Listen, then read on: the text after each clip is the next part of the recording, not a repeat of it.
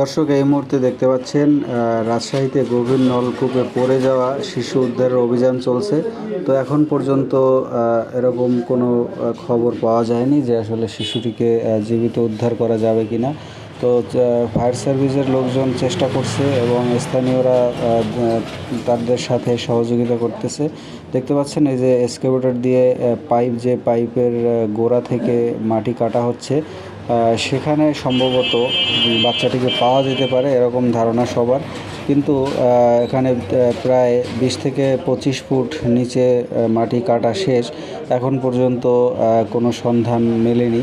তো ধারণা করা যাচ্ছে যে এই পাইপটি সম্ভবত 100 থেকে 150 ফুটের মধ্যে গভীর। তো 100 ফুট গভীরে যদি যাওয়া যায় তাহলে হয়তো বা পাওয়া যেতে পারে। কিন্তু স্থানীয়দের অনেকের মত হচ্ছে এটা শিশুটিকে আসলে জীবিত পাওয়া যায় কি না সেটা একটা সংখ্যার বিষয়। কারণ এরকম কোনো সিগন্যাল তারা পাচ্ছে না ফায়ার সার্ভিসের লোকজন। তো এমন একটি জায়গায় শিশুটি আটকা পড়েছে, আসলে উপর থেকে বোঝার কোনো উপায় নেই। তো এই যে গভীর নলকূপটা দেখতে পাচ্ছেন, এই নলকূপটা আসলে বসানোর চেষ্টা করছিল এই যে জমির মালিক অবৈধভাবে।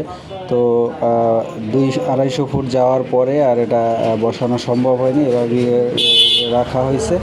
তো বর্ষাকালে যখন এটার উপরে পানি উঠছে তখন এই গর্তটা আস্তে আস্তে অনেক বড় হয়েছে। বড় হওয়ার পরেই মূলত এই গর্তের মধ্যেই এই শিশুটি পড়ে যায়। এখন দেখতে পাচ্ছেন আপনারা যে উদ্ধার কাজ চলতেছে। তো আমরা ধারণা করতেছি যে শিশুটিকে পাওয়া যাবে, কিন্তু জীবিত পাওয়া যাবে কিনা সেরকম কোনো আশা আমরা দেখছি না। তারপরও চেষ্টা চলছে। দেখতে পাচ্ছেন যে একদম গভীর করা হয়েছে, প্রায় 20 থেকে 30 ফুটের মতো। পাইপের যেখান থেকে নলকূপটা বসানো হয়েছে তার ঠিক পাশ থেকেই এক্সকাভেটর দিয়ে মাটি কেটে এই উদ্ধার অভিযান চালানো হচ্ছে।